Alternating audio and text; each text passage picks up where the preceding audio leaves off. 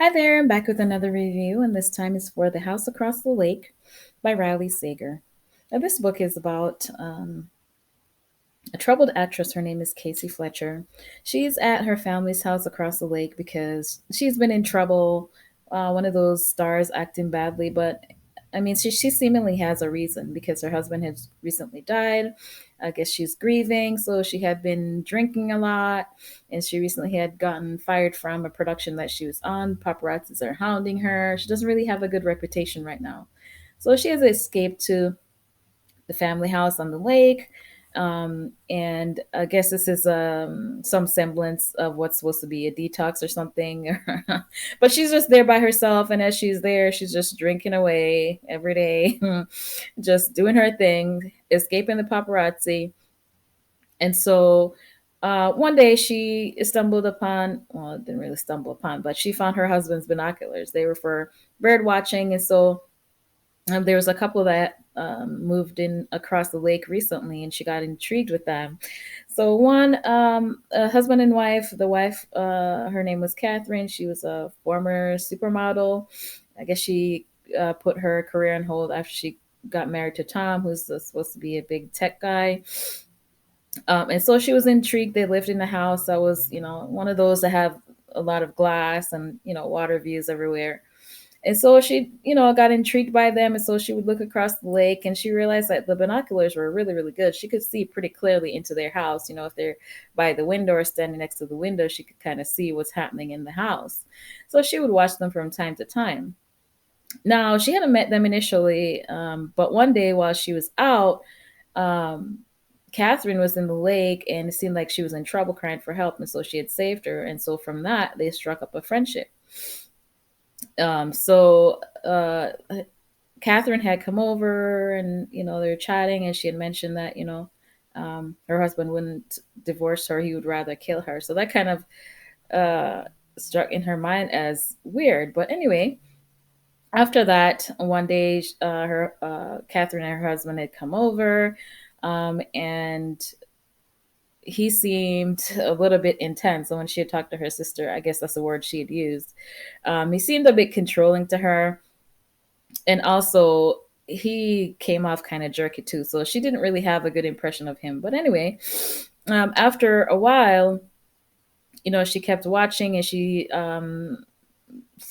realized that they had some kind of altercation or something like that. So she had texted Catherine, "Are you okay?" or whatever. No response. And then from that day, she hadn't seen her and hadn't been in touch with her. So she felt like Tom had done something to her. So anyway, she had talked to one of the neighbors. She had met Boone, who was a former policeman. We later discover, because she had heard something one morning, like a cry, somebody, a loud wail or something like that. And so now she had somebody who had heard it too. So she's convinced that Tom had done something to Catherine. So Boone had a friend in the police department, and so he had gotten a friend to go over and talk to the husband. But of course, they had been Instagram. What's the Instagram on her social media? There's a post that would suggest that she's alive and she was in the city. And so they couldn't really go anywhere because the husband had said, she just went to the city. There's proof online that she's supposedly alive. But of course, he was up in arms and mad at her because he was like, I know it was you who sent the police by. And he stomped on over and was mad at her and beating down her door, but she didn't go out. And so she was even more convinced now that Tom must have killed her because she hadn't heard anything from her, no physical proof that she's still alive. So now this lake that they live on is supposedly weird and has some folklore to it. Um, and so in her finding her in the lake, we later find out something really strange and crazy that had happened with Catherine. So I won't get into that too much, but I guarantee you that you will not guess this plot line at all.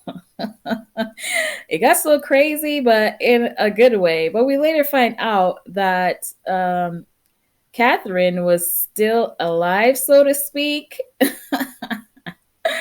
So there wasn't really a murder. But at one point, Casey had thought that Boone had something to do with it because of some things that she discovered, but in the end, she was wrong about that. We also find out that her husband, who had died, we find out that she had a hand in his death as well, related to some things that she had found out.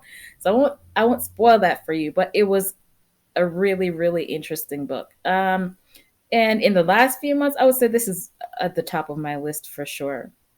So definitely a good 4.5 stars. I really enjoyed this book.